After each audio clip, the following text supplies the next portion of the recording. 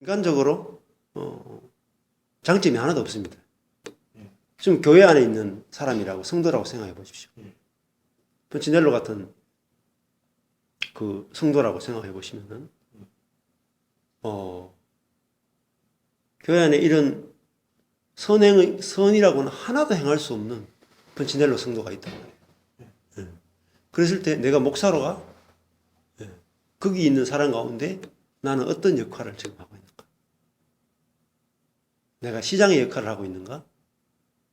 동네 아주머니 역할을 하고 있는가? 아니면 루시아의 역할을 하고 있는가? 루시아라는 친구가 펀치넬로를 소개해서 엘리를 만나게 하죠.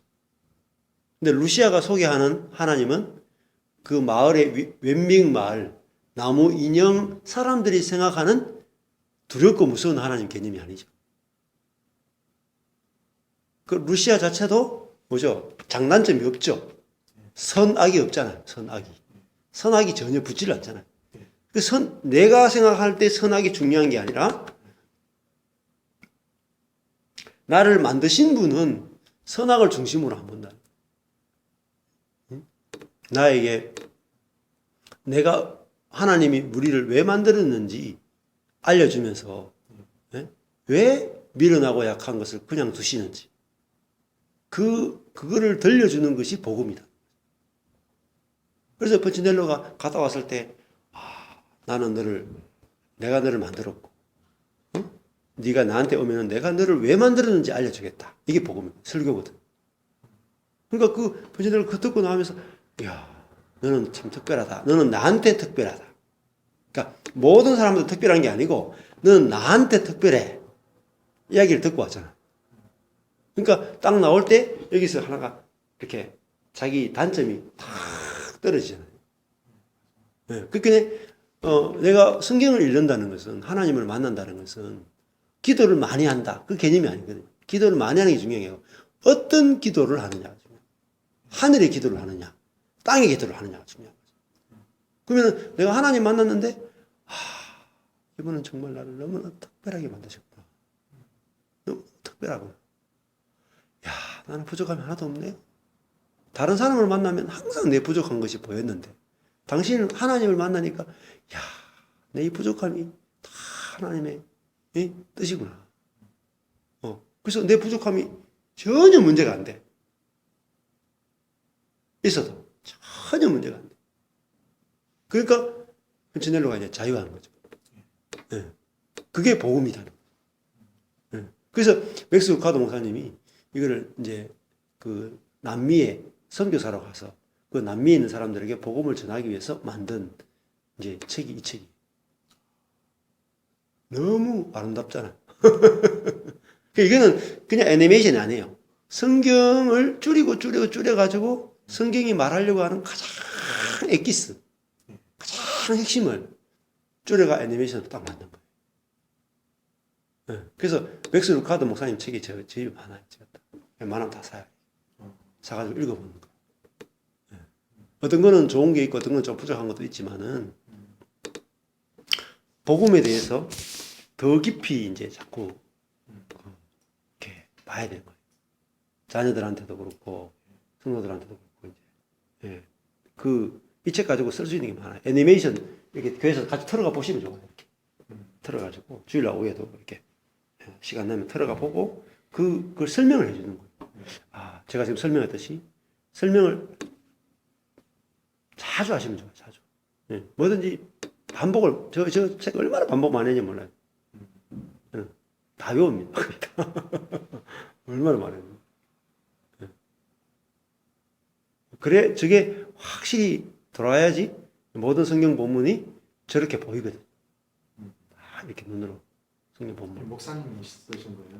그리고 이제 맥스 루카드 목사님. 맥스 루케이도라는 목사님. 목사님. 미국에서 아주 유명한 복음주의 목사님이면서 작가. 굉장히 유명합니다. 근데 우리나라에서는 저런 책들이 잘 안 나오죠. 그러니까 예수님 말씀대로 어떻게 살아야 되는가라는 책들이 거의 신앙책 전부고요. 근데 저기는 내가 어떻게 살아야 되는가라는 내용이 하나도 없잖아요. 적용이 없잖아요. 신앙서적을 저렇게 만들어낸다. 적용이 없이 하나님은 어떤 분이고 내가 어떤 존재인가를 보여주는 그게 성경을 축약한 거죠. 성경을 저런 식으로 축약시켰다. 네. 그래서 이제 이게 아주 중요하고요. 한번 이제 여기 창세기 17장을 한번 보시죠. 네, 이거 갖고 보십시오. 창세기 17장 1절을 한번 보십시오. 이거 이제 유아 스페셜이라고 여기 영어 있잖아요. 유아 스페셜이라고 유튜브에 딱 치시면은 이 애니메이션이 나와요. 30분 정도, 20몇 분짜리 그걸 보십시오. 이것보다 그게 훨씬 좋아. 이건 굉장히 짧고 축약한 거예요. 네, 그래서 그 유튜브에 쳐가지고 꼭 보시면 좋겠고 17장에 1절에 보면은 거기 인용 구절이 있습니다. 네, 이게 중요한 구절이잖아요. 그죠? 그러면은 요 인용 구절을 다 찾아보셔야 돼요. 그러면은 성경에서 말하는 완전의 개념이 어떤 개념인지가 더 확실하게 딱 알려집니다. 이런 거 하나 가지고 설교하셔도 돼요. 얼마나 설교가 많아요. 창세기 6장 9절을 한번 가보시죠. 첫 번째, 자 하나님 앞에서 행하여 완전하다는 개념은 아기가 엄마 젖없이는 못한다. 절대 의존. 내가 그런 존재인 것이 보여지는 거죠. 그러면은 창세기 6장 9절에 가보면은 노아 이야기 나오잖아요. 자, 그러면은 노아의 사적은 이러하니라. 노아는 의인이다. 그리고 당세의 완전한 자다. 자, 여기도 보면은 잠언하고 똑같죠? 잠언 2장에서 아까 전에 의인과 완전한 자를 같은 개념으로 잡아놨었잖아요. 여기도 똑같죠? 의인이요, 완전한 자다. 그 완전한 자가 뭐죠? 하나님과 동행하는 자죠. 여기 세 가지가 같은 글을 다르게 풀었다는 거죠. 그러면은 이 노아가 의인이다. 야, 완전하다. 우리가 노아를 닮자.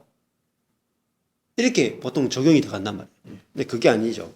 그러면 왜 완전한 자가 되냐? 8절을 보셔야 돼요. 8절. 그러나 노아는 여호와께 은혜를 입었더라. 이게 은혜를 입는 게 완전한 겁니다. 그죠? 이 영어 성경이나 이런 거 보면은 노아는 여호와의 눈에서 은총을 발견했더라. 이렇게도 번역을 하고 있어요. 제가 이걸 옛날에 한번 설교했는데 아내가 이 설교 듣고 엄청 감동을 받았어요. 그러니까 이 영어 영역본 가운데는 이렇게 돼 있어요. 노아는 여호와의 눈에서 은총을 발견했더라. 그러면 지금 이 땅을 전체를 하나님께서 한탄하고 막 내가 이 창조한 사람을 지면에 썰어버리겠다. 홍수로 죽여버리겠다. 이렇게 이야기하는데 노아만은 뭘 받느냐면 여호와의 눈에서 뭘 봤어요? 은총을 발견했다. 즉 다른 말하면 하나님의 은혜의 하나님인 것을 봤다는 거죠. 자, 그게 완전한 자라는 거예요. 이분은 은혜의 하나님이시구나. 그 심판 속에서도 은혜를 발견하는 거죠. 그래서 우리가 은혜를 입은 자를 의인이라고 그러고 은혜를 입은 자를 완전한 자라고. 그 개념을 이렇게 딱 잡으셔야 되는 거죠. 그래서 여기도 보면은 그 인용 구절들이 있어요. 여기 보면은 당세의 완전한 자라 위에 보면 에스겔서, 베드로후서, 욥기, 누가복음 이렇게 다 나오거든요. 그러니까 이런 것까지 합치면은 연결해서 보는 거 굉장히 볼 게 많아요. 이게 굉장히 중요한 개념이기 때문에. 그러면 아까 전에 17장 1절에서 또 찾아보면은 열왕기상 찾아보시죠. 열왕기상 2장 4절. 거기서 열왕기상 2장 4절. 자, 이제 누가 또 완전한 자라고 말하냐면은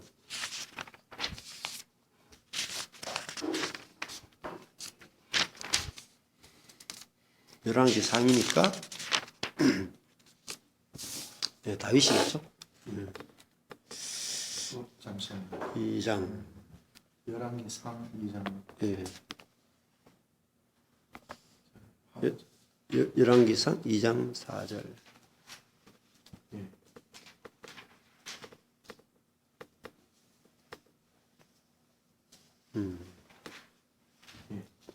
2장 4절하고 또 있는데 8장 25절하고 있나? 8장 25절.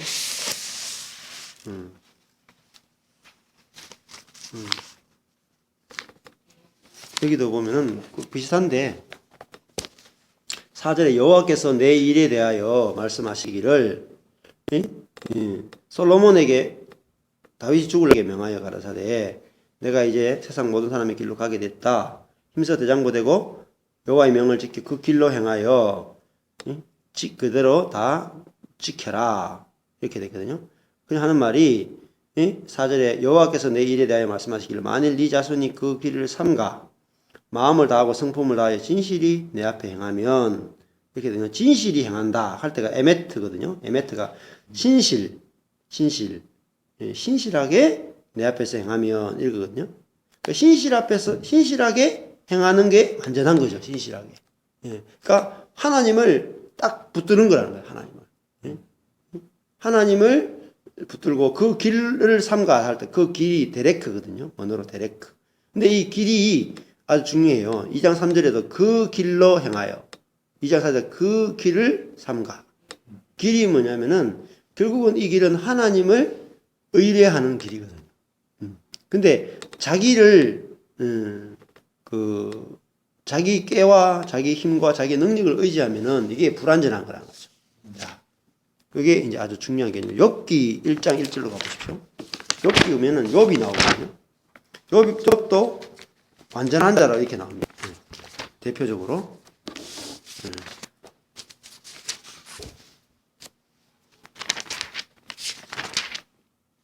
욥기 1장 1절에 보면은 우스 땅에 욥이라 하는 사람이 있었는데 그 사람은 순전하고 할 때 순전이 탐이에요. 완전하고예요. 완전. 탐임. 아까 전에 탐임 이건 탐이거든요. 똑같아요. 그 사람은 완전하고 야샤르 정직하여. 아까 나왔죠. 완전하고 정직하다. 그러니까 둘 다 하나님 앞에 완전하다는 말은 하나님을 절대 의존한다는 거죠. 둘 다. 그것이 뭐냐면 완전, 정직, 경외. 이게 다 같은 개념이에요. 완전, 정직, 경외. 같은 개념이에요. 그래서 악에서 떠났다라는 게 뭐냐면은 악이라는 건 뭐냐면은 경외의 반대말이에요. 하나님을 두려워하지 않고 자기 힘으로 자기를 힘삼는 것. 그걸 강포라 그래요. 그게 노아 홍수 때 강포라는 말이 자기를 힘삼는 거예요. 자기 것으로 사는 자란 말이죠. 악의로 하나님 앞에 악의로 나가는 것이 아니라 어른으로 나가는 거예요. 그래서 8절에도 보십시오. 이게 계속 연결돼요. 욥기 1장 8절에 보면은 네가 내 종 욥을 유의하여 보았느냐 그와 같이 순전하고 정직하여 하나님을 경외하며 악에서 떠난 자. 똑같은 표현이죠. 자, 1절하고 똑같은 표현이에요. 그 다음에 또 뭐냐면 2장 3절. 2장 3절에도 보면 똑같아요. 그와 같이 순전하고 정직하여 하나님을 경외하며 악에서 떠난 자. 똑같은 표현이죠. 그 다음에 또 그 밑에도 보면은 2장 3절 끝에 자기의 순전, 툼마, 이것도 타미마 똑같아요. 완전을 굳게 지켰다. 자기의 완전을 굳게 지켰다. 자, 2장 9절. 당신이 그래도 자기의 완전을, 순전을 굳게 지키느냐? 네. 하나님을 욕하고 죽어라. 이 완전히 뭐죠? 이렇게 저주가 오는데도 불구하고 하나님을 떠나지 않는 거죠. 하나님 이렇게 딱 달라붙는 거. 그거를 완전이다. 이렇게 표현하고 있습니다. 그래서 욥기 앞부분에 이게 아주 반복이 막 아주 심하게 많이 되죠. 1장, 2장에서. 완전하다는 개념 자체가. 그 다음에, 시편 119편 1절에 나오네요. 119편 1절.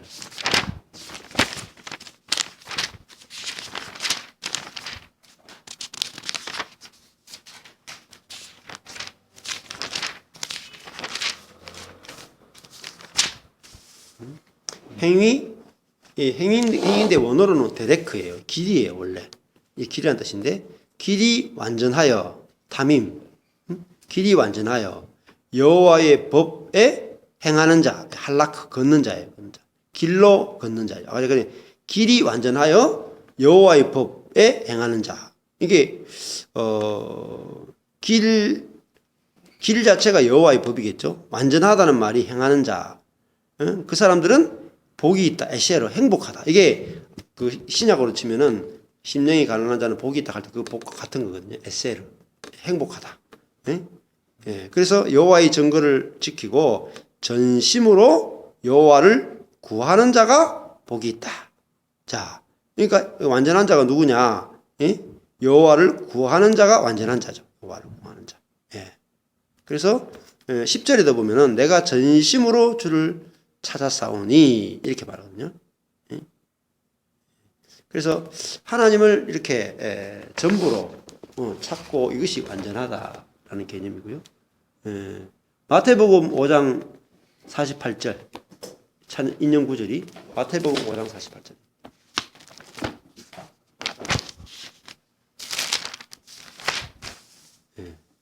지난주에 했던 거죠. 산상수훈. 그렇죠. 그러므로 하늘에 계신 너희 아버지의 온전하신 것 같이 너희도 온전하라. 자, 이게 온전이라는 개념 여기 연결시키죠. 예. 그러니까 목사님이 창세기 17장 1절에 완전하라 음성을 들었는데 자 연결을 안 시켜본 거죠. 그죠? 그렇죠. 이게 연결이 연결해서 성경을 본다는 것이 관주라는 것이 얼마나 중요한지를 알 수 있어요. 예. 그러면 이거 연결만 시켜보더라도 성경에서 말하는 완전이라는 개념이 이런 개념이구나. 그러면 산상수에서 완전하다는 개념이 하나님이 완전하다 개념이 앞에 연결시켜야 되잖아요. 악인과 선인에게 의로운 자와 불의한 자에게 해와 비를 똑같이 내리는 것을 하나님의 온전이라 그랬거든. 그러면 우리 쪽에서 온전하다는 말은 하나님 당신의 해, 당신의 비, 당신의 은혜, 당신의 긍휼이 없이는 나는 그러면 해가 없다. 그럼 병 걸리잖아요. 우리 몸에 비타민이 안 생기고 그리고 식물이 못 자라죠. 비 없다. 못 사는 거죠. 해와 비가 없이 어떻게 삽니까? 못 살죠. 옛날에 또 농업 사회인데 다 목축업이고 이런데 그러니까 해와 비가 없이는 우리는 살 수 없습니다. 절대적으로 당신에 의존되어 있습니다. 하늘에서 전부 다 또 해와 비는 하늘에서 내린다는 개념이에요. 영적으로 말하면 하늘의 생명이 없이는 우리는 다 죽은 겁니다.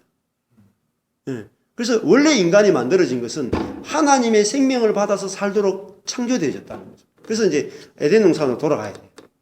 에덴 동산에 가면은 처음에 만들 때 생명나무의 과실을 먹도록 창조됐는데 생명나무를 안 먹고 선악과를 먹었다는 것은 무슨 말이냐면 나는 그 생명 필요 없습니다. 내가 생명입니다. 내 생명 가지고 나는 살고 싶습니다. 당신에게 의존하기 싫습니다. 이게 선악과.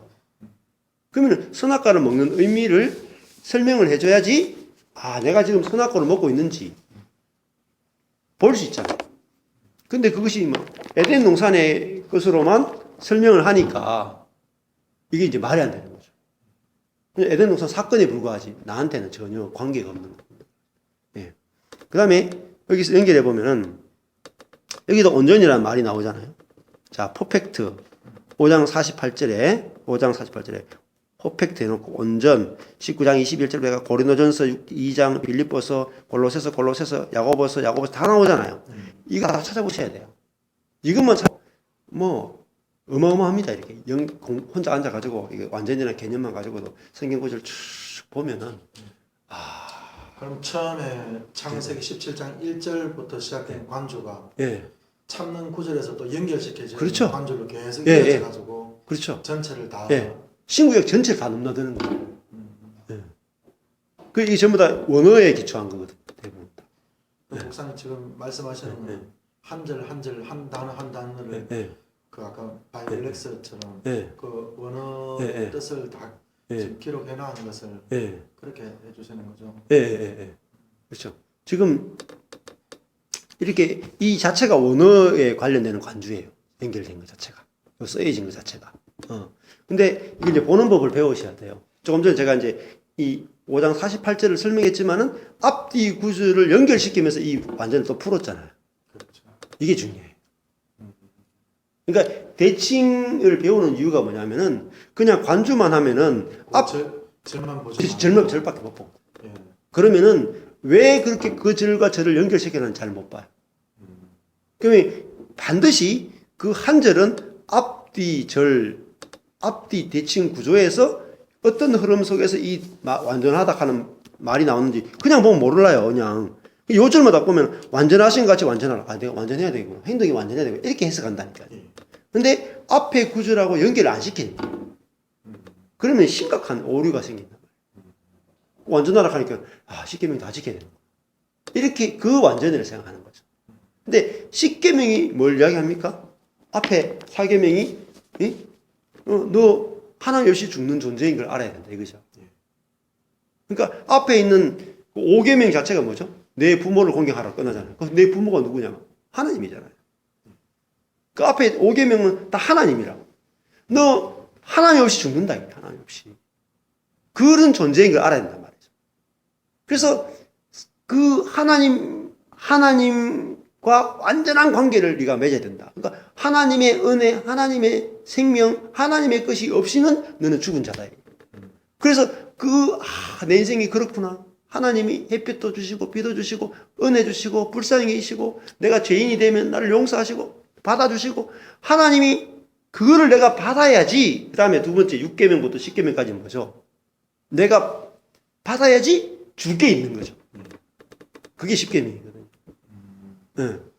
근데 그런 큰 그림이 열리지 않으면은 이제 이게 못 보는 거죠.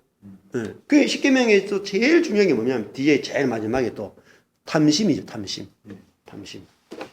탐심입니다. 탐심이 뭐죠? 뭘 탐하는 거예요? 이웃에 대해서 탐하는 거죠? 제일 중요한 이웃이 누구예요? 하나님이에요. 앞에 5계명은 하나님의 것을 탐내지 마라. 10계명은 결론이 네가 인간이라면 한계가 있는 존재고 네가 미련하고 약하고 악이란 말이에요. 근데 네가 하나님의 자리를 탐하면 안 된다. 너는 네가 이렇게 하나님 너를 이렇게 미련하고 약하고 한계가 있는 존재를 만든 이유는 하나님과 네가 연합해서 하나님의 생명을 받아서 그 생명으로 살기 위해서 이렇게 약하게 만들었다. 하나님 보시기에 힘이 좋단 말이에요. 이 자체가. 근데 내 눈에 보기에 싫으니까 내가 하나님처럼 되고자 해서 선악과를 다 먹었단 말이에요. 그래서 10계명만 딱 보시면 안 돼요. 10계명이 나오는 본문 앞뒤 내용을 연결시키셔야 돼요. 그러니까 앞뒤 내용을 큰 흐름에서 10계명이 왜 나왔는지를 앞뒤를 쫙 연결해서 보는 훈련이 필요하다는 거죠. 저 10계명 맞거든. 예, 그렇죠. 그래 이제 왜냐하면 그렇게 훈련 받아본 적이 없어요. 목사님들도 못 봅니다. 그러니까 출국 10계명이 어느 시점에서 주어졌고 왜 주어졌고 그런 큰 흐름들을 봐야 돼요. 큰 흐름들. 10계명 신구약 전체를 다 알아야 돼. 전체를 다 아는 가운데서 10계명이 왜 주어졌는가? 10계명의 한계는 뭐고? 10계명은 어디에 써야 되고? 10계명은 이런 거죠. 한약방에 가면은 이렇게 쫙 이렇게 돼 있잖아요. 그 약통이 쫙 돼 있잖아요. 그러면은 이제 그냥 쓰면요 이게 죽습니다 이거. 어느 부분에 약을 이 사람이 병을 보고 여기 어느 약을 꺼내야지 이 사람을 살릴지 죽일지가 나오는 거잖아요. 그러면은 10계명을 줄 때도 이걸 어떤 상황에서 줬는지를 봐야 되거든요. 그 상황이 없이 그냥 10계명만 딱 끄집어내면 안 됩니다. 어떤 상황에서 10계명을 줬는지 그걸 보고 이 상황이니까 10계명을 줘야 되는구나. 이게 딱 보여야 되거든요. 근데 다른 상황에서 10계명 줬으면 죽습니다. 아무리 인삼이 좋더라도 인삼을 먹으면 안 되는 때가 있거든요. 근데 성경을 보면 안에다 모순적인 게 있어요. 어떤 때는 막 품어주라 그러고 어떤 때는 막 이렇게 야단치라 그러고 이런 게 있잖아요. 근데 그 상황에 의해서 만들어지는 거예요. 그것처럼 이제 성경을 공부를 이제 해야 되는 이유가 성경을 통해서 성경이 큰 흐름들을 이제 알아야지 그걸 쓸 수가 있거든요. 그래서 10계명을 그냥 암기하라 이렇게 하면은 암기해 놓고 써먹을 때는 잘못 쓰는 거예요. 약사는 약은 약사에게 이렇게 있잖아요. 약을 돌팔이한테 주면은 다 죽이는 겁니다. 그 마찬가지로 성도들이 말씀을 들을 때도 그 말씀이 어떤 상황에서 주어졌고 내가 어떤 상황에서는 이 말씀을 써야 되고 이 상황에서는 저 말씀을 써야 되고 이걸 알아야 되거든요. 근데 목사님 내가 약사가 자격증이 없어. 그러면은 반대되는 약 죽으면 죽는 거죠. 그래서 저도 그걸 이제 목회 10년 넘어가지고 이제 조금 하는 거죠. 이 사람을 뭘 주면 죽는다, 뭘 주면 산다, 이게 이제 조금 보이는 거예요. 근데 결국은 약사가 해야 되는 일은 뭐냐면은 살리는 거잖아. 이 약, 저 약 다 섞더라도 결론은 뭐냐면 살리는 거예요. 그죠? 결론은 살리는 거예요. 당장은 쓴 약을 줄 수도 있어요, 쓴 약. 어떨 때는 달콤한 약을 줄 수도 있고. 그러나 반드시 목적은 살리는 거예요. 반드시 목적. 그 명현현상 같은 것도 있잖아요. 처음에 가면 몸에 안 좋은 반응이 나올 수도 있고. 그 의사도 사람의 배를 가르고 막 잘라내고 막 위를 막 잘라내고 이런 거 왜 합니까? 살리기 위해서 하는 거예요. 목적이 살리는 거면은 좋은 거죠. 근데 목적이 수단은 좋을 수 있어요. 수단은 막 아이고 그 위암 걸린 사람한테 가가지고 아이고 사랑합니다 집사님 하면서 막 맛있는 거 막 주고 막 이래 죽이는 거거든. 겉으로 보면 살리는 거지만은 마지막은 죽이는 거거든. 그래서 사단은 뭐냐면은 겉으로 보면 살리는 것 같아. 근데 결론은 죽이는 거야. 그래서 성경을 이게 약이잖아요. 약을 받았으면은 이게 약을 쓸 수 있어야 되는 거죠. 약을 이게 죽이는지 살리는지 그거 모르고 쓰면 이제 정말 위험한 거예요. 정말 위험한 거예요. 그래서 이것도 마찬가지죠. 말씀을 받았으면은 십계명을 성도들을 살리는 도구로 쓰는 법을 이제 배우는 것들이 아주 중요합니다. 그래서 안전하라는 것 가지고 이제 좀 한번 쭉 해봤습니다. 그러면은 평온을 구하는 기도를 안전하는 게 조금 더 있어요. 사무엘상이 있는데 사무엘상을 조금 더 볼까요?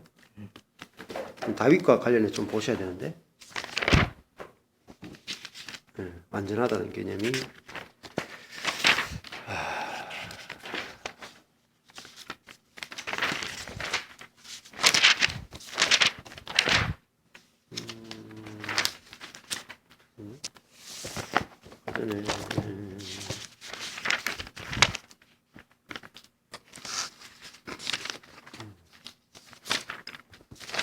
사무엘 하인가? 다윗 이야기니까 사무엘 하가 나오죠.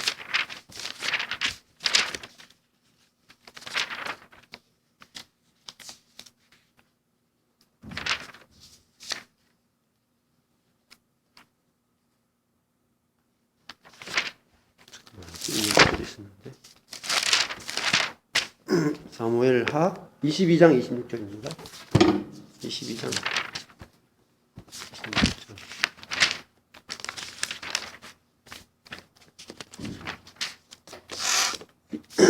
22장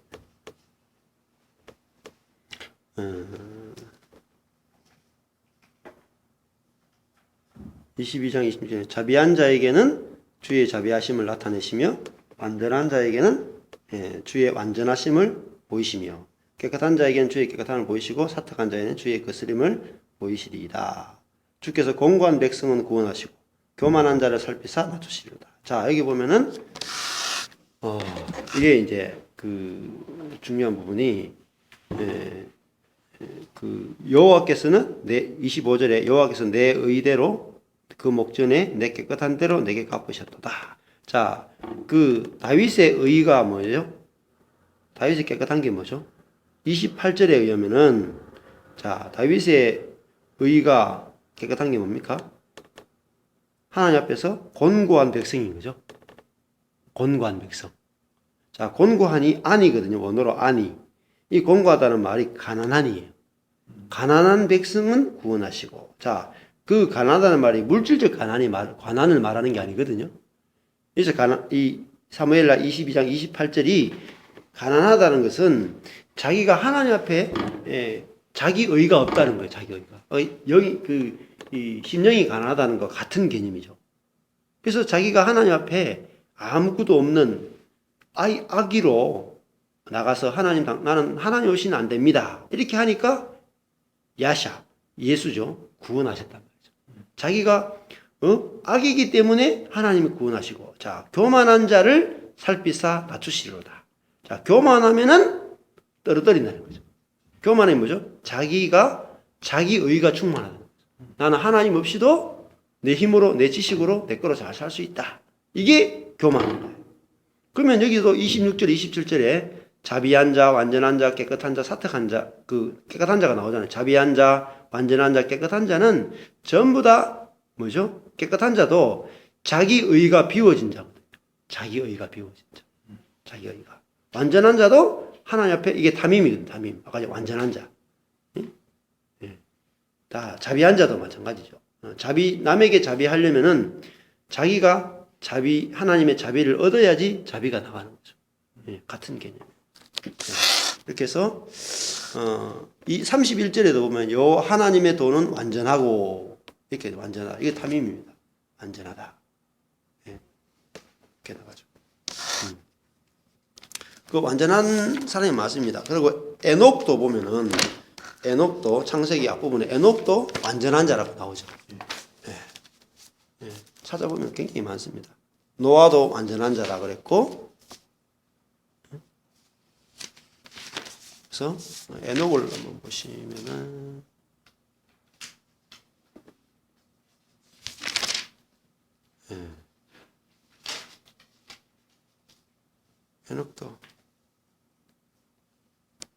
에녹은 하나님과 동행했다.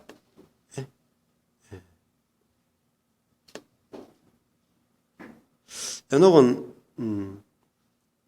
이 5장 22절에 300년을 하나님과 동행하며 자녀를 낳았고, 24절에 에녹이 하나님과 동행하더니 하나님이 그를 데려가시는 세상에 있지 않았다. 이 동행한다는 개념 자체가 아까 전에 그 완전이라는 개념을 갖다 그랬잖아요. 아까 전에 6장 9절에 하나님과 동행했다. 노아가 하나님과 동행했다는 개념이 당시의 완전한 자라 같은 개념이라고 했잖아요. 그러니까 하나님과 동행하려면은 뭐가 돼야 됩니까? 자기가 미련하고 약해야지 하나님이 나는 절대로 필요하겠구나. 자기가 악인 걸 알아야지 하나님과 동행이 저절로 되겠죠. 그래서 이것도 우리는 자꾸 이걸 이렇게 생각하면 안 돼요. 우리는 하나님과 동행했다. 나도 하나님과 동행하기 위해서 노력해야지. 이렇게 적용한단 말이에요. 적용해가지고 안 됩니다.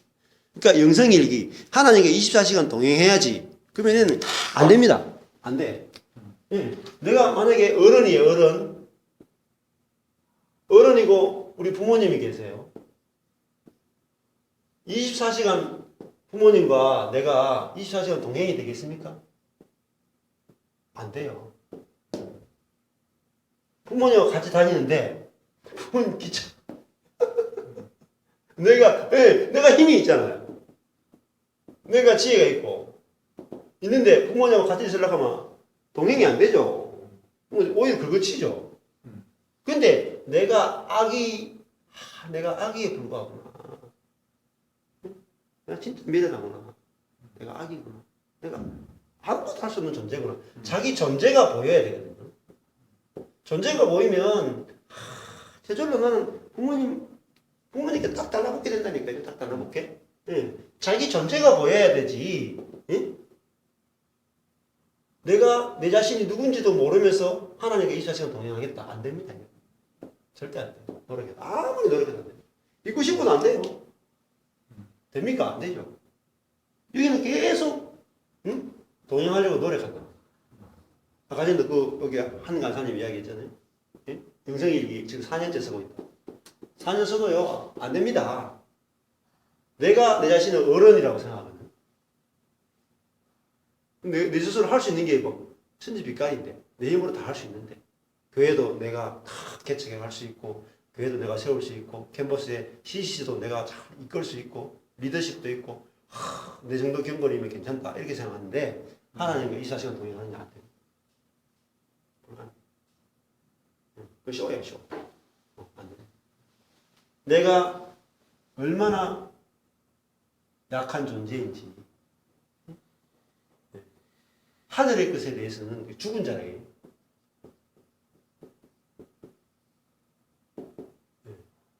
그래서 그 이야기 나오거든요.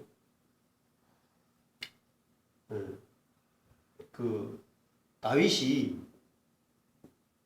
사울의 그 아들인가 중에 살려준 친구 있잖아요. 그 되게 장애가 있는 머비보셋이죠. 머비보셋을 자기 상에서 먹게 하잖아요. 먹게 할 때에 이 머비보셋이 하는 말이 내가 죽은 개와 같은 자를 이렇게 내 상에 참여하게 해주셔서 내가 너무너무 감사하다. 죽은 개와. 그러니까 경건은 어디서 오냐면은 경건은 대꾸하지를 않은 거죠. 내가 누구인지 아는 거죠. 십계명이 왜 필요하냐? 십계명은요 지키라고 주신 게 아니에요. 사실 십계명은 율법을 하는 것은 내 존재를 보게 하는 거예요.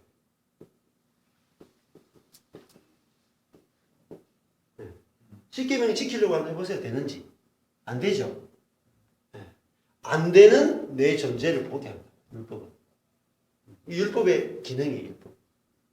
율법은 우리를 정죄한다니까. 정죄해가지고 뭐예요? 내가 죽은 개와 같은 자가. 내가 하나님 말씀 앞에서 이렇게 무력하다. 내 힘으로는 절대 하나님 계명을 못 지킨다. 그래서 내가 좌절해야 되죠. 좌절하니까 내 힘으로는 하나님 말씀 못 지키니까 뭐죠? 하나님의 생명이 필요하잖아요. 생명이 내한테 와야지 이 생명으로 저절로 지켜야 돼요. 저절로. 이거를 신약이라고 해요. 새로운 약속. 무슨 새로운 생명 주겠다는 약속. 생명을 주어서 하나님 말씀이 저절로 지켜지게 하겠다. 이게 신약이에요. 신약이에요. 이것이 아주 중요한 그 신구약을 관통하는 제일 중요한. 그럼 에스겔서 한번 보실래요? 에스겔서.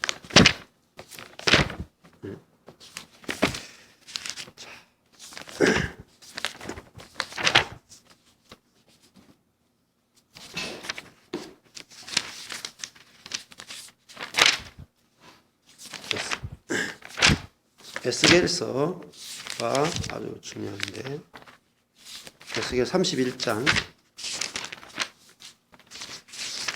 31장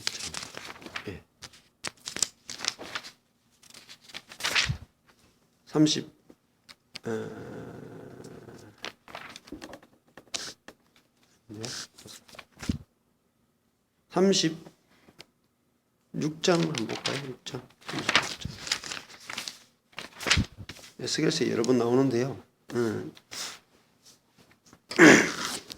36장 에스겔 36장 25절부터 한번 보시면은 36장 25절부터는 굉장히 중요한 거. 신구약에서 어마어마하게 중요한 거인데 맑은 물로 너희로 정결케 하되 곧 이 모든 것에서와 모든 우상을 섬김에서 너희를 정결케 할 것이며. 자, 내가 우상을 섬기지 않는 겁니까? 어떻게 돼요? 하나님이 우상을 섬기면서 우리를 정결케 해주겠다는 거죠. 그죠? 하나님 쪽에서 정결케 해주겠다. 뭐로? 맑은 물로. 자, 맑은 물이 빨간색으로 되어 있죠? 그죠? 맑은 물은 생명을 또 의미합니다. 생명. 중요한 것이 물은 생명이에요. 그러니까 신약시대에 그 예수 생명을 줘서 우리를 정결케 하는 거예요. 야, 이게 더 중요합니다. 그냥 예수의 피로 우리를 정결케 한다는 것도 맞지만은 피는 우리의 겉밖에 못 씻어, 사실은. 근데 물은 우리 속에 있는 것을 씻는 겁니다. 그래서 정결케 하면 두 번 나옵니다. 그 다음에 26절에 또 새 영을 어떻게 됩니까? 새 영을, 이게 중요합니다. 새 영을 너희 속에 두는 거예요. 이거는 구약 때 안 되는 거예요. 구약 때. 신약 때에 이루어질 것을 지금 에스겔서는 지금 포로로 잡혀가 있는 상황에서 신약에 이루어질 것을 지금 예언하고 있거든요. 신약은 뭐냐면은 새로운 영이에요. 이때까지 없었던 영이다. 이 땅이 없는 거라. 이 땅이 없는 새 영을 너희 속에 두었고, 자, 새 영은 다른 말로 또 하면 새 마음이에요. 새 마음을 너희에게 준다. 그러면 새 마음이 뭐냐? 또 풀면은 부드러운 마음. 부드러운 마음을 줘서, 그 다음에 27절. 그게 뭐냐? 새 영, 새 마음, 부드러운 마음이 뭐죠? 27절에 가니까 내 신, 성령을 너희 속에 두어. 딱 같은 개념을 연결시키는 거죠. 그러니까 성령을 우리에게 주신 목적이 뭐냐? 새 영을 주시고, 새 마음을 주시고, 부드러운 마음을 주시고, 내 성령을 어디 둡니까? 우리 속에 둔다 그러죠. 이게 중요한 겁니다. 신약의 그 예언은 성령이 우리 속에 들어온다는 거죠. 자, 그래서 목적이 너희로 내 율례를 행하게 하리니. 너희가 내 규례를 지켜 행하게 될 것이다. 자, 하나님이 말씀을 행할 수 있도록 뭘 줘요? 성령을 주신단 말이죠. 그러면 우리가 성령이 아니고는 하나님 말씀이 안 지켜진다는 말이죠. 그래서 성령을 받는 이유는 능력을 행하기 위해서가 아니라 하나님의 말씀을 지킬 수 있는 마음이고, 그러니까 율법 자체가 뭐냐면 율법을 졸이면 하나님 마음이에요. 자, 하나님 마음에서 율법이 나왔죠. 근데 하나님 마음에서 율법이 나왔는데 율법은 하나님 마음과 분리된 거예요. 근데 이걸 줄이면 하나님 마음에서 나왔거든요. 그러면 다른 말로 우리가 하나님의 마음을 받으면은 하나님 마음에서 율법은 저절로 나온다는 거예요. 이게 원리예요. 그러면 우리는 이제는 율법을 받는 시대가 아니라 하나님 마음을 받는 시대라는 거죠. 근데 그거 어떻게 되느냐? 우리 안에 어떻게 하나님 마음이 들어올 수 있느냐? 예수님이 십자가의 죽음으로, 그죠? 우리 안에 들어올 수 있는 길을 여셨단 말이죠. 그래서 예수님이 이제 우리 안에 들어와서 우리의 생명이 될 수 있는, 우리 안에 생명이 되기 위해서는 그분이 십자가에 죽고 부활하는 일을 거쳐야지 우리 속에 생명으로 오실 수 있단 말이에요. 그래서 그래야지 율례가 저절로 지켜지는 거예요. 율례는 뭐냐면 결국은 사랑이죠, 사랑. 사랑이 가능해진단 말이죠. 그래서 여기도 그 새 영을 주겠다. 이 부분이 굉장히 중요해요. 그러면서 하는 말이 바로 연결되는 것이 에스겔 37장이에요. 이 연결되는 것이. 자, 37장에 가면 마른 뼈의 골짜기 나오죠. 자, 이 마른 뼈가 또 중요한 말이 마른 뼈. 자, 이 37장 2절에 가보면은 아주 말랐더라 할 때 말랐다라는 단어가 야베시거든요. 야베시. 그리고 4절에 가면 마른 뼈. 이것도 야베시예요. 자, 말랐다는 것은 뭐냐면은 나무가 그 다른 말에 바짝 말랐다는 말은 그 모든 인간이 하나님의 생명을 알고 있는 지금 표현한 거죠. 그러면은 그 안에 하나님의 생명이 흐르면은 하나님의 생명으로 막 자라나는 거예요. 그걸 지금 그래서 마른 뼈의 골짜기를 보여주는 겁니다. 그래서 하는 말이 5절에 내가 생기로 너희에게 들어가게 해요. 생기가 뭐냐? 루하오, 영이거든요. 영을 주겠다는 거예요. 영. 그러면 26절에 새 영이 지금 37장 5절에 생기거든요. 같은 영이다. 영을 넣어주면은 너희가 살리라. 산다는 말은 이제는 예수의 생명으로 살게 될 거라는 거죠. 이게 5절이에요. 그래서 이 마른 뼈의 골짜기가 생명으로 연결시키지 않으면은 이게 풀리지 않습니다. 37장 9절에 보면 인자야 너는 생기를 향하여 영을 향하여 대언하라. 생기를 향하여 주의 말씀에 생기야 사방에서 와서 이 사망을 당한 자 죽은 자에게 불어서 살게 하라. 이렇게만. 우리가 죽은 자라는 거죠. 그래서 막 살아나는 겁니다. 큰 군대가 일어나는 거죠. 이게 신약에 이루어질 일들을 보여주는 겁니다. 그래서 37장 12절에 가보면 내 백성들아 내가 너희 무덤을 열고 너희로 거기서 나오게 하겠고, 이 무덤이라 하는 것이 그냥 예수님이 십자가 죽을 때 돌아가셨다가 부활할 때 실제로 무덤이 열렸잖아요. 근데 그 무덤도 열리는 게 맞지만 여튼요 영적으로 죽은 자도 일어난다는 거죠. 이게 부활이라는 거예요. 이 부활에 우리가 참여한다는 거죠. 그러면 이게 이제 그 에스겔서에서 제일 중요한 그 환상이잖아요. 자, 근데 37장 다음에 중요한 게 47장이에요. 47장과 에스겔서, 자, 36장, 37장 있어요. 근데 에스겔서에서 중요한 환상이 37장, 47장이에요. 47장에 보면은 뭡니까 이게? 성전에서 생수가 흘러나오는 사건이죠. 예, 이게 중요합니다. 그 성전이 뭐냐면 첫 번째는 예수님이 성전이셨죠. 그럼 예수님은 어떤 분이냐면 자기 배에서 생수가 흘러나오신 분이에요. 자기 배에서 하나님의 생명이 흘러나오는 분이에요. 그러면 이 성전이 결국은 우리 그리스도인이 우리가 되는 거죠. 내가 내 배에서 하나님의 생명이 흘러나오는 존재로 바뀔 것에 대한 이 에스겔이 구약의 예언이란 말이에요. 신약이 되면은 신약의 백성들은 그 배에서 생수가 흘러나올 것이다. 그 다음에 더 나가면은 이제 요한계시록에 같은 데 가보면은 교회 안에서 생수가 흘러나옵니다. 교회 안에서 하나님의 생명이 막 흘러나가서 그것을 통해서 이 세상에 있는 많은 사람들을 살려낼 것을 보여줍니다. 예. 그게 이제 에스겔서 47장이고 또 요한계시록까지 연결되는 것이죠. 예.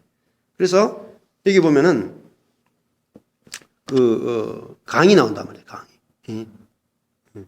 그래서 이 생명의 특징은요. 여기서는 처음에는 점점 늘어나잖아요. 예. 그래서 처음에는 어디까지 갑니까? 발목이 오르죠. 3절에 보면은 발목이 오르고, 그 다음에 두 번째 4절에 가니까 무릎에 오르고, 중간에 무릎에 오르고, 끝에 허리, 그리고 이제 건너지 못하죠. 그러니까 생명은 점점 이렇게 많아지는 게 자란다는 거죠. 결국은 우리 자신을 완전히 생명으로 다 채워버린다는 거죠. 그러면은 그것이 흘러나가는 거죠. 내 안에 갇히는 게 아니라 흘러나가면은 10절에 가보면은 이제 교회 안에도 신약의 교회 안에 이런 일이 일어난단 말이에요. 그 고기가 각기 종류를 따라 큰 바다의 고기가 이제 힘이 많아지고, 예. 그 다음에 12절 가보시면은 47장 12절 광 좌우가에는 각종 먹을 실과 나무가 자라서 이게 시편 1편이죠. 시편 1편이고 이게 요한계시록과 연결된다고요. 요한계시록. 그래서 계시록 22장 2절이 나오죠. 그 비교에. 그죠? 12절에 보시면은 중간에 달마다 새 실과를 맺는다. 이게 요한계시록 22장 2절이에요. 그러니까 그리스도인들이 이제는 달마다 가시를 맺는다는 게 뭐겠습니까? 12달, 12가시를 맺는 거죠. 그럼 다른 말로 하면 뭡니까? 이제 시와 때가 없는 거죠. 어떤 환경에 있어도 열매를 맺을 수 있다. 어떤 환경에 있어도. 어떤 환경을 만나든지 그 속에서 하나님의 생명이 흘러나온다는 거죠. 자, 하나님의 생명이 그래서 실과는 먹을 만하고 그 잎사귀는 약 재료가 된다.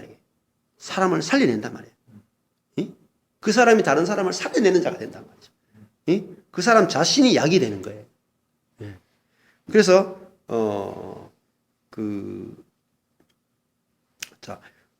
이 하나님의 생명의 특징은 뭐냐면은 환경이 나쁠수록 더 잘 나타납니다.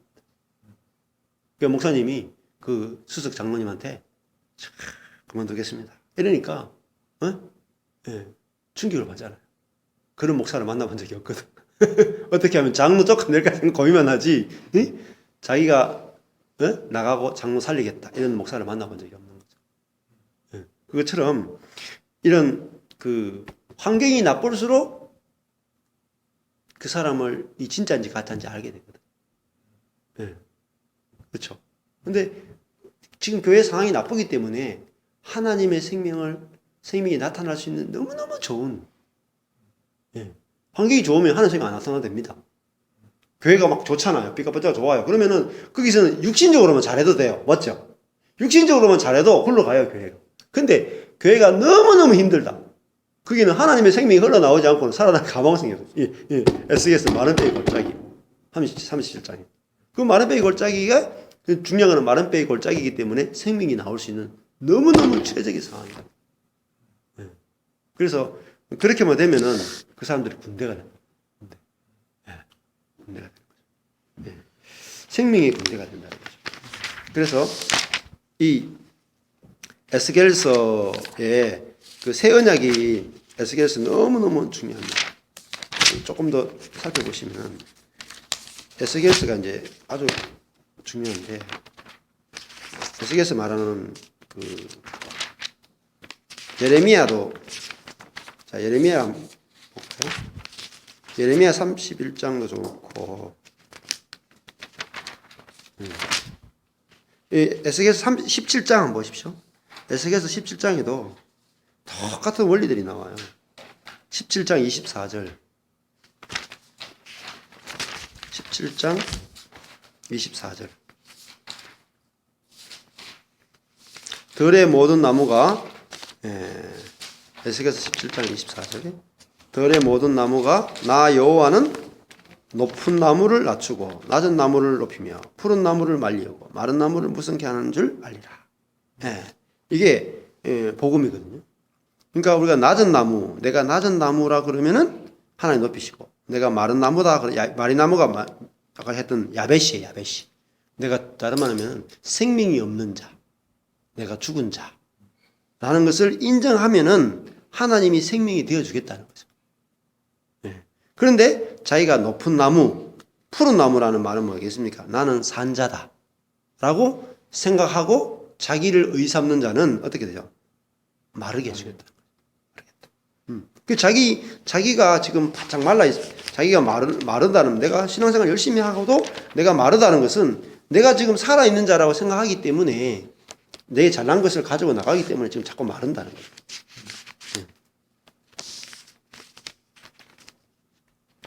자, 그 다음에 앞에도 보면은 에스겔서는 11장 19절에도 보십시오. 11장 19절에도 계속 이제 그 선지서들은 새로운 것을 계속 이야기해요. 새로운 것. 신약이 올 것이다. 신약 시대가 올 것이다. 새 것이 올 것이다. 11장 19절에 보면 내가 그들에게 일치한 마음을 주고, 자, 하나 일치한 마음을, 그 속에 새 신을 주며, 새롭다는 말은 무조건 신약으로 연결시키셔야 돼요. 그 몸에서 굳은 마음을 제하고 부드러운 마음을 준다. 아까 나왔죠, 그죠? 그래서 20절에 내 율례를 좇으며 내 규를 지켜 행하게 하리니, 이렇게 말해요. 그들은 내 백성이 되고 나는 그들의 백성. 이게 언약 문구죠. 그들은 내 백성이 되고 나는 그들의 하나님 되라. 이게 언약 문구예요. 그러니까 이게 언약이에요. 언약. 새 언약이에요. 지금 이스라엘 백성들과 하나님이 새 언약을 지금 반포하고 계시다는 거죠. 근데 언약을 반포한다는 것은 굉장히 중요한 사건입니다. 자, 그리고 앞에 보시면은 에스겔서 9장 4절도 보십시오. 이르시되 너는 예루살렘 성읍 중에 순행하여 그 가운데서 행하는 모든 가증한 일로 인하여 탄식하며 우는 자의 이마에 표를 하라. 자, 탄식하며 우는 자에게 뭘 줍니까? 표를 주죠. 이게 요한계시록과 연결돼요. 밑에 보면은 요한계시록 3장, 7장, 9장 해가지고 이마에 표 받는 이야기 나오죠. 그러니까 이 에스겔서를 알아야지 요한계시록이 뚫어지는 거죠.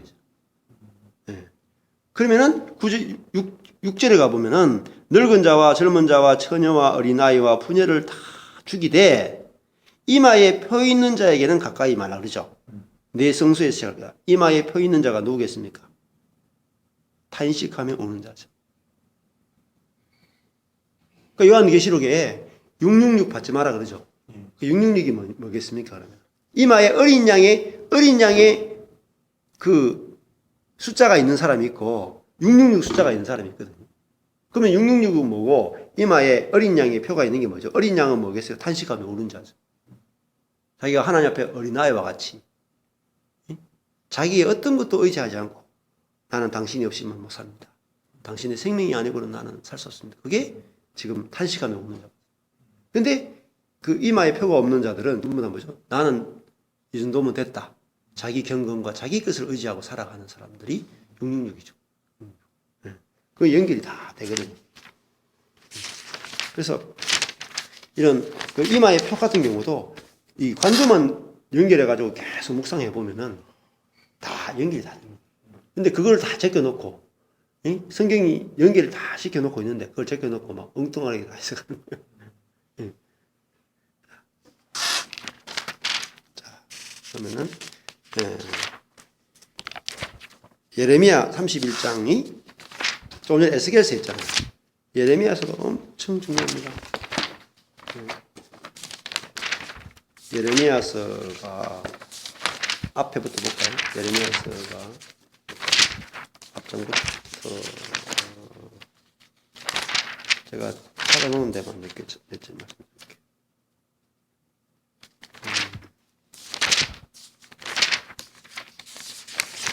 예레미야서도 이제 새 언약에 대해서 신약 시대가 올 것에 대해서 이야기를 많이 하거든요. 대표적인 본문이 31장이에요. 예레미야 31장. 제가 빨리는 다 못 찾겠는데 31장 31절입니다.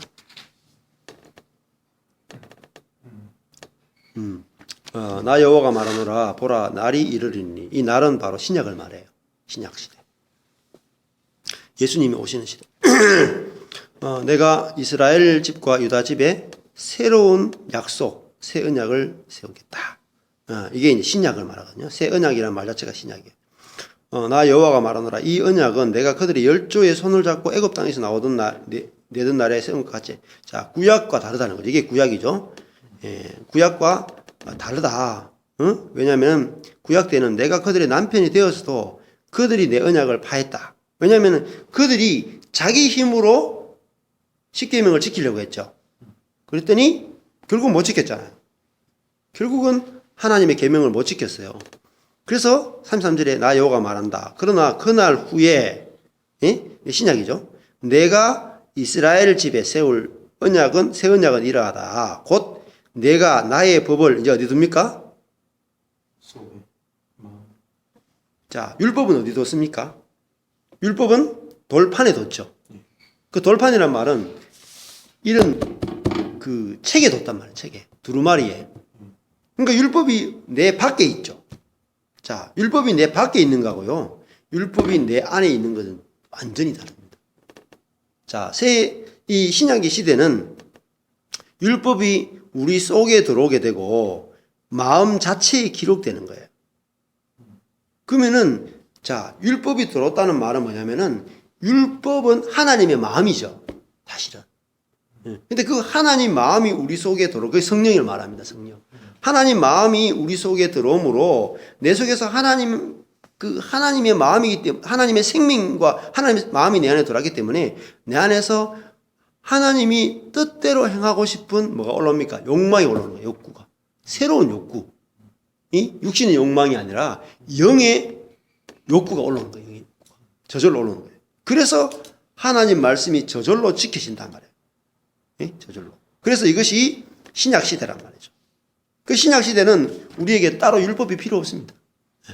왜냐하면은 율법을 주신 분이 우리 안에 들어오기 때문에 율법을 주신 분이. 그 주신 분이 우리 안에서 생명으로 오셔가지고 주님 자신이 율법을 주신 분이 그 율법이 갖고 있는 마음, 그건 하나님을 사랑하는 마음. 그게 제일 완전한가요? 그렇죠, 완전한 거죠. 예, 필요 없는 것보다도 예. 예수님께서 완전케 하려 딱 하는 그렇죠. 그 말. 그렇죠, 그 말씀이죠. 예. 그러니까 근데 밖에 율법이 이제 밖에 율법을 내 힘으로 지키는 거는 이제 필요 없다는 거죠. 예. 그래서 그 하나님의 생명 자체가 그 율법의 정신, 율법의 마음이거든요. 근데 율법의 제일 중요한 건 뭐냐면은 하나님 사랑, 이웃 사랑이다 말이죠. 그러니까 율법은 결국은 사랑이에요, 사랑.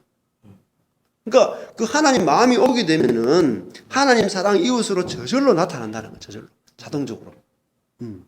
그래서 이게 어디 가냐면 요한 복음과 요한 1, 2, 3서 가면 이웃을 사랑하지 않고 하나님 이웃 사랑하지 않는 것은 하나님 사랑하지 않는 것이다. 다 세 계명을 준다 그러잖아요. 세 계명. 저 세 계명은 다 사랑이에요. 한마디로 하면. 세 계명. 구약에 있던 자질구리하고 상세했던 모든 율법을 다 이제 없애버리고 딱 하나의 계명으로 딱 정리가 되는데 그게 뭐냐면 내 이웃을 내 몸같이 사랑하라 라고 하는 하나의 계명으로 다 합쳐지는 거예요. 근데 그 계명도 내가 지키는 게 아니라 이제 생명이신 주님이 내 안에서 생명으로 내 안에 역사에서 그 계명이 이루어지게 하는 거죠. 그래서 34절에 가보면은 그 표현이 나옵니다. 너는 여호와를 알라 이제 가르칠 필요가 없다는 거죠. 작은 자로부터 큰 자까지 다 나를 안다. 왜? 이제 하나님 그 모든 사람 속에 생명으로 영으로 들어가셔가지고 말씀을 다 지키도록 해줄 거기 때문에 그리고 내가 그들의 죄악을 사하고 다시는 그 죄를 기억지 않는다. 이게 이제 신약입니다. 아주 중요한 그래서 뒤에도 가보면은 32장 39절에 가보면 내가 그들에게 한 마음과 한 길을 주어 한 도를 주어 자기들과 자기 후손의 복을 위하여 항상 나를 경외하게 하고 자 여기도 주체가 주어 서술어가 중요하죠. 내가 경외하게 하고. 맞죠? 이게 중요합니다. 주어 서술어를 분명하게 해야 돼요. 32장 39절에 내가 나를 경외하도록 해주겠다. 그런 마음을 주겠다. 예? 그래서 이 40절에다 보면은 내가 그들에게 복을 주기 위하여 그들을 떠나지 않겠다. 그들 속에 들어가겠다는 거예요. 영영한 약속을 그들에게 세운다. 이제 완전히 새로운 영영한 약속. 그렇죠? 이게 이제 오는 시대의 언약이에요. 새 언약을 그들에게 세우고 나를 경외함을 그들의 마음에 준다는 거예요. 나를 떠나지 않겠다. 경외함은 경외하라 그러는 게 아니라 경외함 자체를 줘버리겠다는 거죠. 예, 이게 신약입니다. 내가 기쁨으로 그들에게 복을 주되 정력이 나의 마음과 정신을 다하여 그들을 이 땅에 심겠다. 이렇게 말씀합니다. 근데 하나님 내 이 약속을 꼭 지키겠다. 예. 이게 신약 시대가 이제 올 것에 대해서 예레미야가 예언했습니다. 그 다음에 예레미야서가 또 찾아보면은 더 많아요. 많은데 지금. 그리고 이사야서도 한번 중요한 이사야서도 그래요. 이사야서도 제일 끝에 이사야가 66장까지 있잖아요. 네. 65장 한번 보시면은 이사야서 결론도 결국은 이제 새 것이 온다는 거죠. 새 것. 65장 17절에 보면은 보라 내가 새 하늘과 새 땅을 창조한다. 이게 신약 시대가 도래할 걸 보여주고 있어요. 새 하늘과 새 땅. 이전 것은 기억되거나 마음에 생각나지 아니할 것이다. 너희는 나의 창조하는 것을 인하여 이 창조도 새 창조를 말합니다. 옛 창조가 아니고 나의 창조하는 것을 인하여 영원히 기뻐하며 즐거워할지다. 보라 내가 예루살렘으로 즐거움을 창조하며 새 백성으로 그 백성으로 기쁨을 삼고 이렇게 우는 소리와 부르짖는 소리가 그 가운데서 다시는 들리지 않는다. 우는 소리 부르짖는 소리가 없다는 것이 뭐겠습니까? 우리가 이제 어떤 상황 가운데도 다 이길 수 있는 그런 예수의 평안을 생명을 우리가 갖게 될 거라는 거죠. 예. 그거 아니고는 우는 소리 부르짖는 소리를 거치게 할 환경을 바꾸겠다는 게 아니에요. 존재를 바꿔 주겠다는 거죠. 예? 그래서 20절에 보면 거기는 날수가 많지 못하여 죽는 유아와 수완이 차지 못한 노인이 다시는 없을 것이다. 곧 100세에 죽는 자가 아이겠고 100세 못되어 죽는 자는 저주받는 이게 이제 이 생명이 길어진다는 거죠. 그러니까 다른 말로 하면은 새 생명이 죽어질 거라는 거죠. 단순히 시간적 길이로 표현되어 있지만은 질적으로 말하면은 새 생명이 하나님의 생명이 부어질 것에 대해서 그래서 22절에 가보면은 내 백성의 수완이 나무의 수완과 같겠고 나의 택한 자가 그 손으로 일한 것을 길이 누린다. 자 그렇게 말하면서 24절에 보면 그들이 부르기 전에 내가 응답하겠고 그들이 말을 마치기 전에 내가 들는다. 이제 하나님 우리 안에 계시니까 그죠? 하나님 내가 분리가 되지 않았잖아요. 연합이 돼서 그래서 이루어지는 일이 뭐냐? 하나님과 내가 연합됨으로 25절에 이리와 어린 양이 함께 먹고 사자가 소처럼 짚을 먹을 것이며 자 이리가 바뀌죠. 자 이리가 진짜 이리가 아니죠. 사람이죠. 사람을 말합니다. 예, 다그 선지서나 이런 것들은 전부 다 상징을 가리켜 주고 있어요. 이리 즉 남을 죽이려고 하는 사람이 어린 양 같은 존재가 바뀐다는 거죠. 그리고 사자도 마찬가지고 먹는 게 달라진 거예요. 짚을 먹고 뱀도 흙으로 식물을 삼는다. 그래서 나의 거룩한 산 성산이죠. 이거는 교회를 말합니다. 하나님 나라에서는 해함도 없겠고 상함도 없으리라. 예, 이게 신약 시대예요. 근데 우리가 해함도 없고 상함도 없어야 되는데 교회 안에 서로 해하고 상하는 것이 왜냐하면은 이 신약 시대에 약속을 모르기 때문에.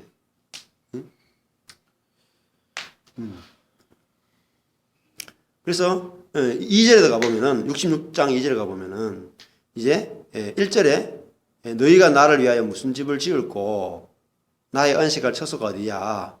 이게 이제 이 땅에 하나님 나라가 만들어져야지 하나님이 와서 안식하시는 거죠. 그러면서 나 여호와가 말하노라 나의 손이 이 모든 것을 지어서 다 이루었느니라.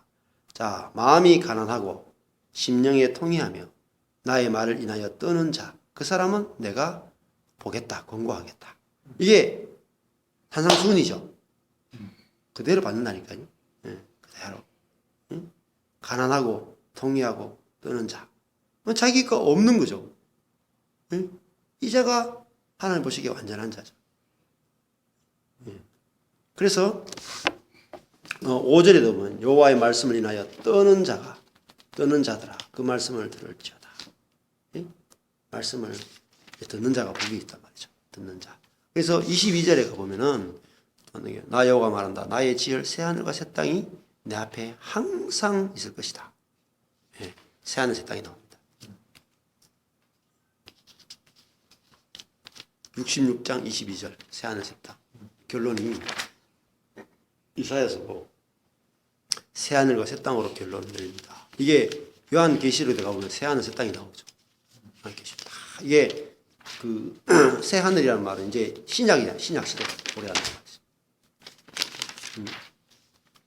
그러니까 새 하늘 새 땅이라는 말은 한마디로 하면은 새 사람이 나오는 거예요. 새 사람. 사람이 달라지는 것이 새 하늘 새 땅이죠. 결국은 하늘 땅으로 표현했지만은 아까지 뭐 일이 표현했지만 다 사람을 말하는 거예요. 사람이 달라질 것에 대해서 이제 예수 생명으로 사는 시대가 왔다는 거죠.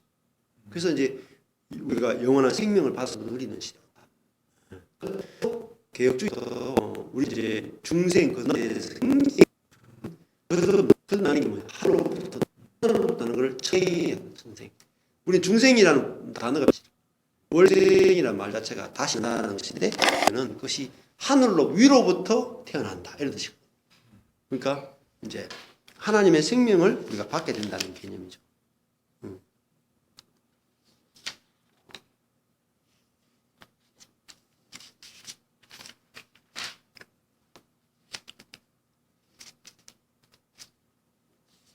이 통일하는 것에 대해서 굉장히 많이 나옵니다. 61장에도 지금 예수님이 산상수훈에게서 받은 것도 61장에도 보면은 여호와께서 내게 기름을 부어서 이 누가복음 나오는 거잖아요.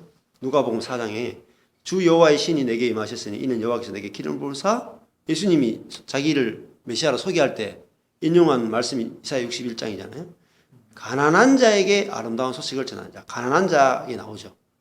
그리고 뒤에 가면 마음이 상한 자, 포로된 자, 갇힌 자, 슬픈 자, 슬퍼하는 자. 예, 그래서 이 사람들에게 다시 눈물이 흐르게 하겠다. 그런 나라를 가져오겠다.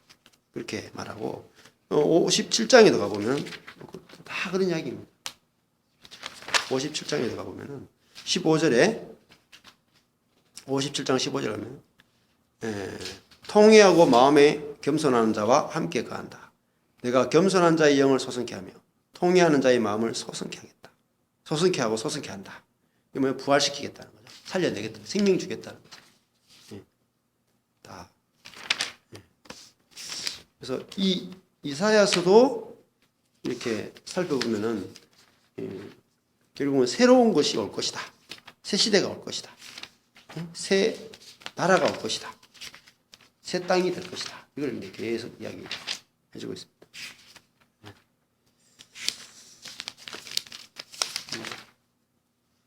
제일 핵심은 뭐 그렇게 하시면 됩니다.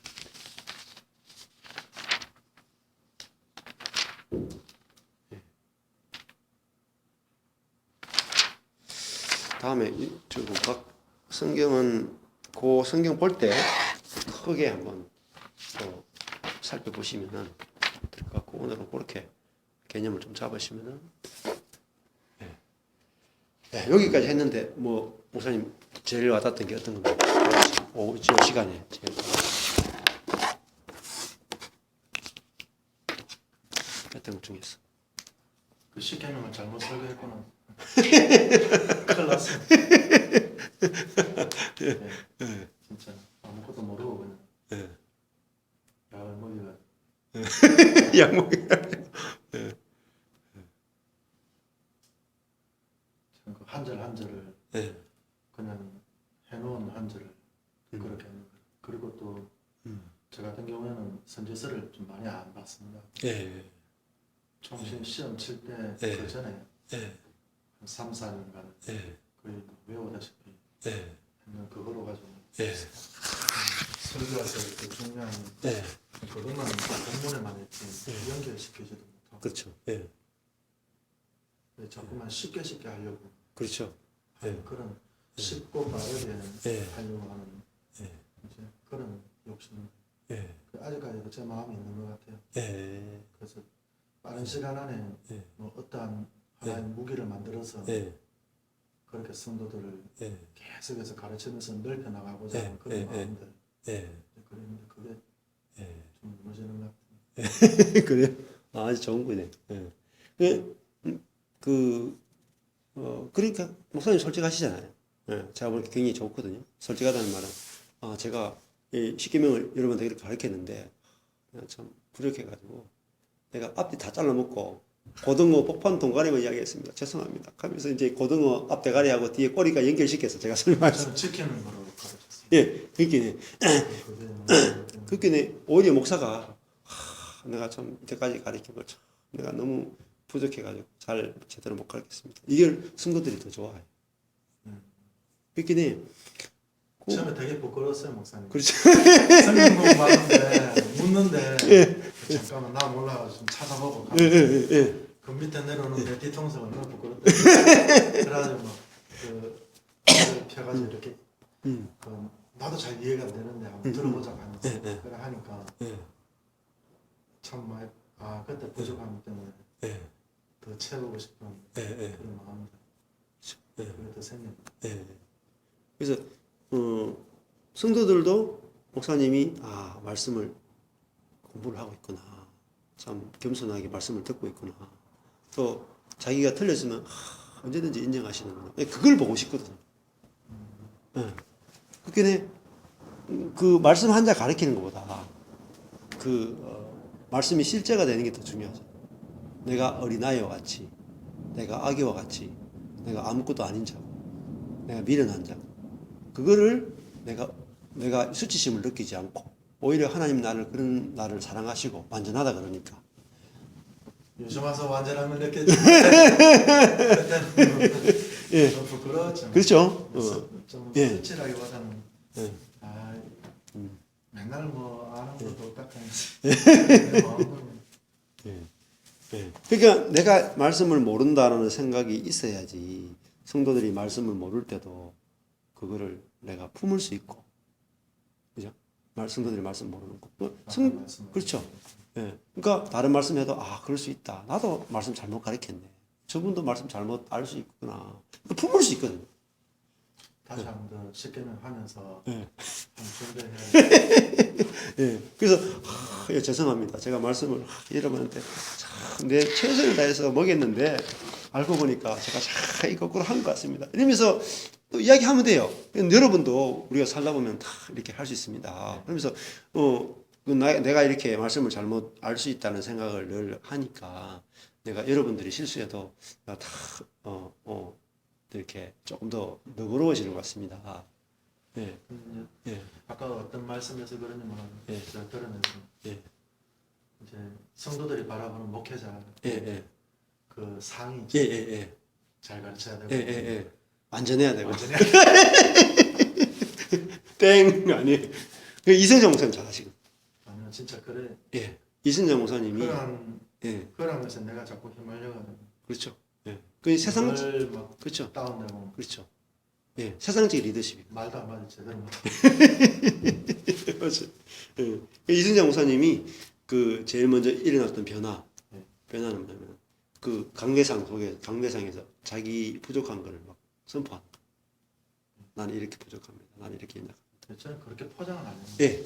그러니까 그거를 하니까 장로님들 한테도 그렇고 뭐 가면 장로님 죄송해요. 제가 아직까지 모르는 것이 너무 많아가지고 자존심 상하죠. 그렇죠. 조금 그래 이제 예를 들어가지고 선교위원회에서 이제 어떠한 일을 할 때 당회장이 어느 곳에 지원하겠습니다. 이제 그렇게 보고를 받고 이제 그래 하면 되는데 이제 이 사람들 너무 모르는 거예요. 그 모르다 보니까 근데 내한테 됐던 그 당회에서 결정하는 대로 저희들은 따르겠습니다. 좋은 거잖아요, 사실.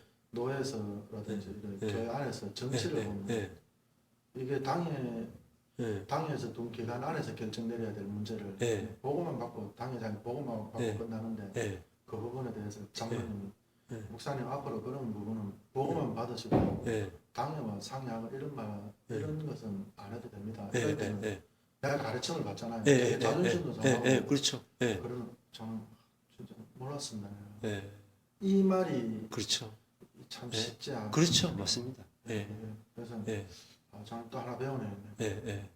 그렇죠. 그리고 또 뭐 가면은 뭐 내가 별로 잘못된 것도 없는데 그 사람 풀어주기 위해서 죄송합니다. 제가 다 제 탓인데 사실 두 분이 관계 안 가서 갔는데 이쪽에 가가지고 죄송합니다. 하면 내가 이렇게 미안하다 안아주고 이쪽에 하면 내가 부족해서 그렇게 안아주고 어제 처음으로 그 말을 하되 그게 자기네들도 마음에 와닿는가 봐요. 알죠. 네, 사람 다 압니다. 그래서 두 분 장로님 똑같은 말을 하는데 괜히 저희들의 미운 관계 때문에 목사님이 중간에 끼어가지고 너무 죄송합니다. 이 말을 하더라고요. 그래서 그 당장은 막 이렇게 내가 찾아가서 막 따르고 막 이렇게 숙이고 그렇지 뭐 하더라도 그 중심만큼은 그렇게 해나가도록 하겠습니다.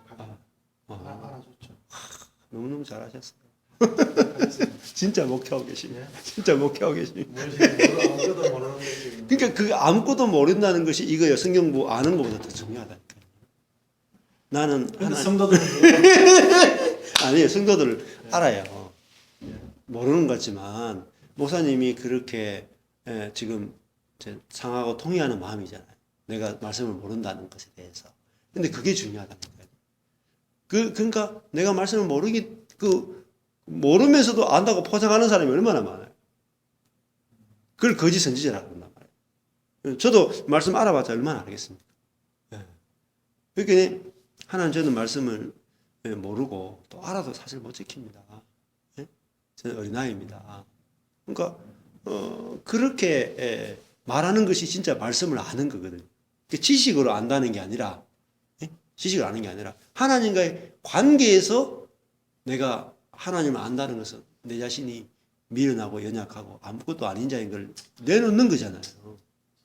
진짜 처음에 창세기 17장 1절 한 절만 주신 말씀이니까 저도 뭔데 태어나서 처음이에요 그런 경우. 밤새도록 창세기 17장 1절을 봐야 제가 오늘 이렇게 진짜 전능하신 하나님은 바로 이런 분이시고 그리고 또 내가 그 전능하신 하나님의 그 저절 정말 내 존재를 알고 그 위치에서 지금 힘껏 알고 있는지 또 받아들이고 있는지 참 그 부분에 대해서 진짜 완전한 것이 무엇인지 그 완전하다는 말은 무엇인지 좀 정리 좀 해야 될 것 같아요. 이제 물론 제 마음에는 다 와닿았지만 조금 이렇게 스며들었지만 그렇죠. 이런 참 귀한 뜻이 있구나. 창세기를 읽으면서 이렇게 나왔어요. 그렇죠. 그 정말 그 할례락하는 의미도 마찬가지고 할례와 안식일과 이런 부활과 생명과 이런 모든 것들을 연결시켜서 그렇게 그렇죠. 그러니까 내가 이제 완전하다 하는 것은 내가 어떤 위치에 있느냐예요. 목사님 말씀 표현 주시면 자 내가 어떤 위치에 있느냐가 완전을 결정합니다. 제가 어른의 위치에 있었을 때 그렇죠. 내 힘으로 막 개척하려고 그죠. 내 힘으로 또 직장 나가서 집사람으로 돈 벌고 나는 생활하면 내가 마음으로 하고 그럴 때마다 내 한 마음 구석에는 자꾸만 아버지 뜻이 있을 건데 그 뜻 때문에 어제도 그 내보고 천천히 알아보십시오 했는 장모님이 그 말을 집어넣으시더라고요. 그래서 뭐라고 집어넣으시던데? 우리 교회에서 이렇게 하나님 뜻 가운데서 예쁜 교회를 만들어 제가 짧은 시간 안에 자존심도 예. 사실 내 잘못도 따지고 보면 없어요. 예. 그 사람들은 그 사람들이 예. 이제 그래 되는 거지만 예. 이 사람들 살려야 되잖아요. 그렇죠. 예. 제 목회의 예. 예. 하나의 예. 철학이라면 예. 한 사람은 온전한 사람 그렇죠. 이렇게 세우는 거예요. 그렇죠. 온전한 거 이거잖아요. 이거. 그래서 저 사람들 뭐 하나 세워놓으면 무너뜨리고 하는 저 사람들 다 버리고 하는 내가 개척해 목사님 보면 되게 부럽기도 하고 그런데 또 아 그래 완전한 정말 내가 하나님 앞에서 완전한 그런 모습으로 세우기 위해서 또 여기 보내셨구나 그래서 이렇게 알게 되었죠. 눈물밖에 안 나오죠. 아, 이게 내가 먼저 그 자리에 하나님 앞에서 우리 아이와 아기, 갓난 아이처럼 그 갓난 아이의 위치, 나는 하나님의 그 생명의 저지 아니고는 내 안에서는 어떤 생명도 나올 수가 없는 자입니다. 나는 야베시, 마른 나무와 같은 자입니다. 그 자리를 떠나면 나는 죽습니다. 그 위치를 내가 지키는 거죠. 지키면은 이제 성도들도 인생의 위치가 어딘지를 이제 보게 되고 그 자리가 하늘의 복이 임하는 자리구나. 예. 이제 본인들도 그 자리가 복된 자리구나 해서 이제 그 자리로 가게 되는 거예요. 목사님 지금 너무 잘하고 계세요. 진짜 너무너무 잘하고 계세요. 너무 내 마음도 많이 굳어지는 것 같아요. 그리고 또 한참 전능하신 하나님의 그 유방을 내가 모든 것이 들어있는 것을 의지하면서 알고 있다가도 그걸 내팽개치고 또 내가 뭔가 하는 것처럼 그렇게 세워지다가도 또 찾게 되어지고 이제 그런 모습들 그러니까 솔직히 내 마음 목회를 하다가도 내 뜻대로 하나님 뜻이 아니고 그렇죠. 내 뜻대로 하다가 좀 안 되는 거 내려놓고 싶어. 그렇죠. 맞습니다. 그걸 또 핑계 삼았어. 나도 정말 이런 말 안 하고 싶은데 내가 뭐 20년 동안 사회하면서 이런 말들이 참 그 이야기 하다 보면 나왔지만 정말 되도록이면 안 하고 싶은 그렇죠. 꼭 별책을 달고 다니는 그래서 하여튼 제 마음에 그런 마음들이 자리 잡고 있는 그렇죠. 그렇게 이제 목사님이 4시 4시 반 다 됐죠. 4시 반에 가야 그랬죠. 좀 늦어도 그렇게 지금 그래도 목사님이 길을 참 잘 가시거든요. 그러니까 그 장로님들의 마음을 어떤 프로그램이나 다른 것을 얻는 게 아니고 나의 죽음을 내놓음으로 나의 위치를 내놓음으로 살려내잖아요. 너무너무 중요한 겁니다. 되게 자존심 상했어요. 그렇죠. 맞아요. 제가 거쳐왔던 교회에서 훈련이다 생각하고 참 어려운 거 많았어요. 겉으로는 그 무시도 많이 당하고 오해도 많이 당하고 큰 교회는 부목사끼리 서로 그렇죠. 맞아요. 그래서 얘네들이 덮어 씌우는 것도 있고 뭐. 두 사람 증인세하고 나를 죽이려고 할 때도 그럴 때마다 바보처럼 뭐 다 받아주고 그렇게 해야 하는데 그만 여기서 포기할까 싶다가도 다 받아주면서 또 받아주면서 그렇게 지내와가지고 여기까지 왔는데 뭐라 그럴까요 진짜 또 다른 사람들은 이렇게 저희 어머니가 우리 가족들이 다 다른데 제 중학교 2학년 때 같이 예수님 믿었고 교회를 하고 저희 어머니가 이제 원래 84시에 기도하는 제목은 제 바로 위에 있는 목사님이거든요. 힘들게 목회하지만 어느 큰 교회에서 갔으면 좋겠다. 그런 말씀